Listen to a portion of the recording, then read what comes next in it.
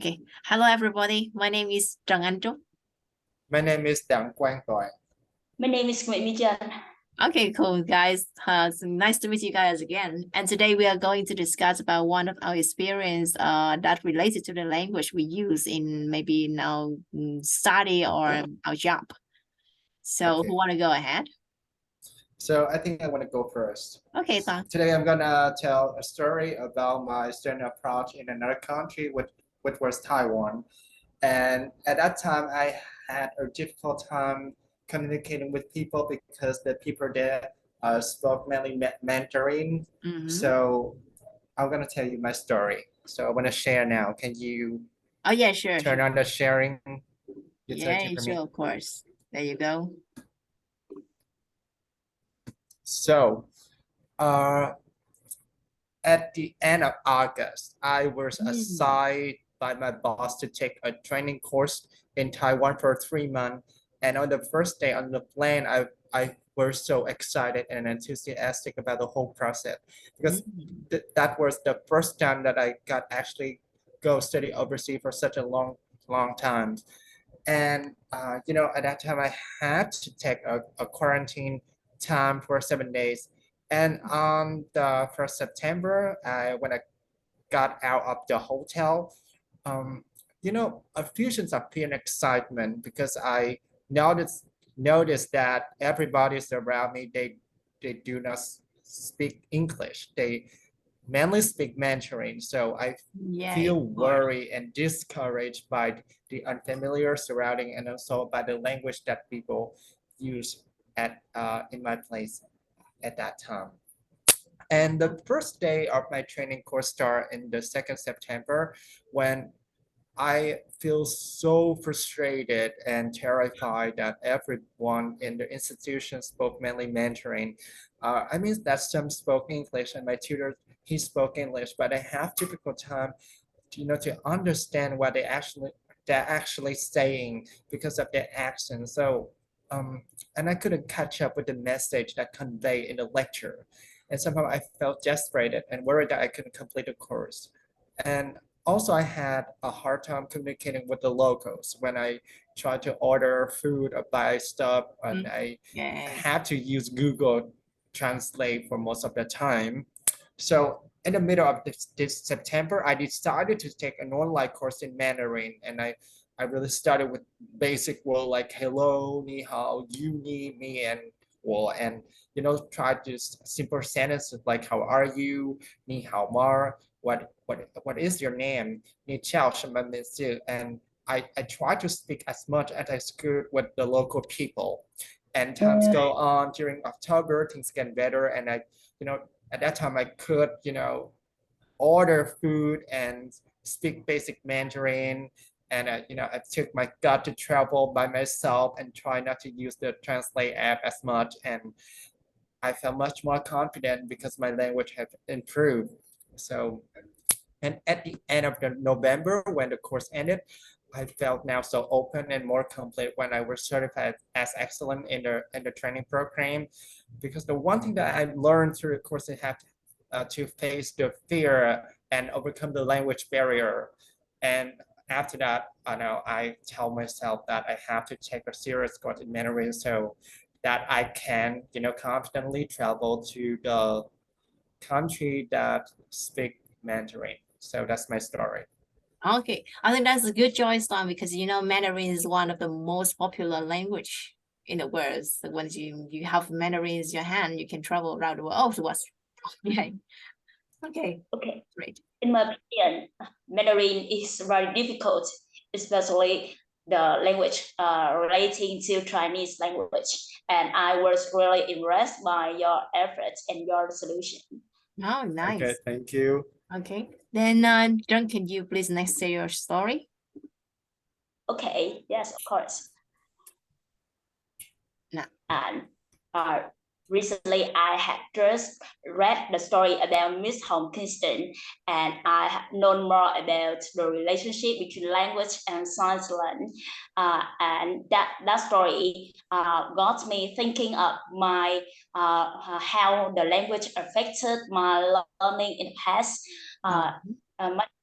was about in 2012 when I was a secondary school student, and one day we are asked to have a presentation by our information technology teacher, Yeah. and you know the next generation in the 2000s is not communicative and confident at the present generation. So this easy things to do, and unfortunately no one in my group want to be the speaker. So, and as a leader, I must take the mission.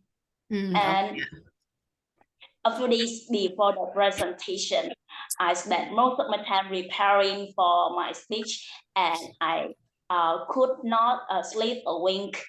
And after I waited with a big break, and at last the day came, and I in that day I stood on the platform, and and you know I was seeking as a live, and where that was very comfortable. I feel like hundreds of eyes following me, and like I got butterflies in my stomach, and while my words from my mouth running in the chaotic structure, and and in the tranquil class, it's very strange, and I was waiting like how in a slaughterhouse, and I even laughed a lot when I was saying, "Oh yes, oh you had it right." This was the first time I realized that when I'm scared or worried, I will laugh a lot, and that my most charming moments in my life. And after that forgettable memory, I have experienced countless representation until now. And thanks to the help and the support of my teachers and my friends, I have improved a lot.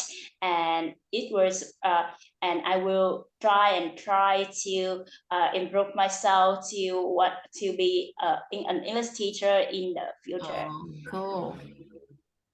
All right. Thank you. Oh, is there anything else? So I think that Trung has a story that can relate to anybody, because I was in the same shoes, and I think that anybody can feel connected to your story, because everyone has to present for the first time, and the embarrassment and the discouragement may makes you withdraw all the effort that you have been through. But when you try hard and you focus on what you're doing, and step by step, and you learn the new skills to present better, and that's when you make it happen wonderfully. Yeah, that's true. Okay, even mine is quite worse than yours, because the first time I present amongst of a lot of people, I was freezed. Just I think I was freezed. Frozen, right? Nothing like that. for a couple of minutes, I believe. Oh wow, was a disaster. Oh come on. Then we go to the end. I would like to share with you my my story about the language. The one we are speaking now is in English, and I think the one of mine is a common one that everyone who start to work can get it. Okay, let me share with you my timeline. Sorry, here it is. Okay, just a quick one. So, like most of our Vietnamese student, I started my journey of learning English very early. I think that when I was just about 10 or 11 in 1999. And then you will see until 2009, I've got 10 years of studying English, quite a long time, right? But the first day I joined the tourism industry, and I acted like a tour guide. And the first time I communicate with the native English speakers from around the world, not just the American, but also the UK as well. And guys, I was a good student. I was really good at English in the high school and can be considered as a talented one. But when I speak to the native speaker the first time, they couldn't understand what what I'm saying. Like, and then I feel a little bit ashamed, and I was shocked. Like, oh guys, I'm speak your language, but then they explained to me that my accent, my pronunciation is a problem, or the way I make the sentences not naturally. Like the native speaker, they would never say so. So then, yeah, that was my first fell off, and then I decided to practice more, but should be in a real life. And thanks to my family, I have a cousin who was living in Australia at that moment, and he agreed to help me practicing my English weekly.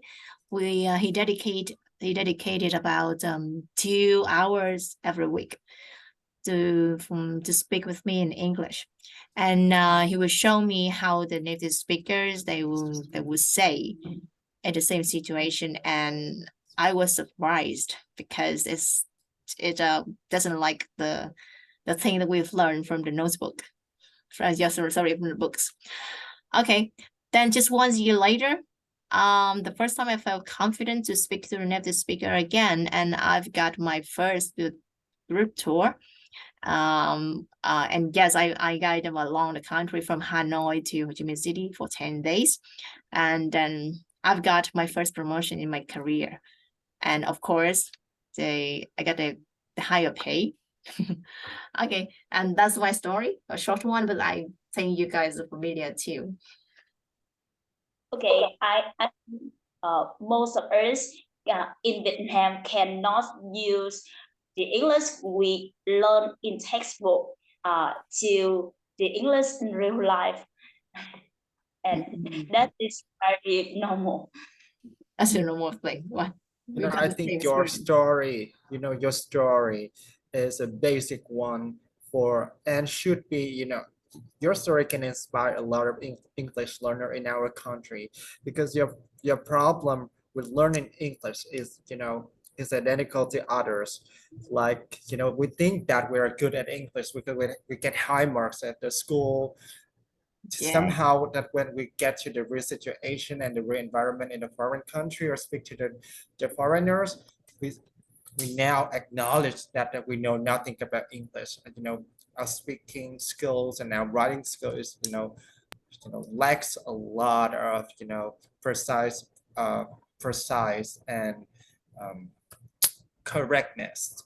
So the one thing that I admire you is that you realize that soon, and you try to do something better. Like you said that you practice with your cousin in Australia to make your accent better, and right now you can become an English teacher. I think that's a wonderful story for you to share with anybody who willing to learn English seriously, and try to get to a higher level in English. Okay. Yes, I agree with you and more. Okay, thank you very much, guys. Thank you for the exciting, very interesting story you have shared today. Okay, and I know we keep improving day by day. That's why we take this course. Yeah. So I think that's it for today. Yeah. Thank you for your very interesting stories. Goodbye. Thank you. Goodbye, guys. Stop recording.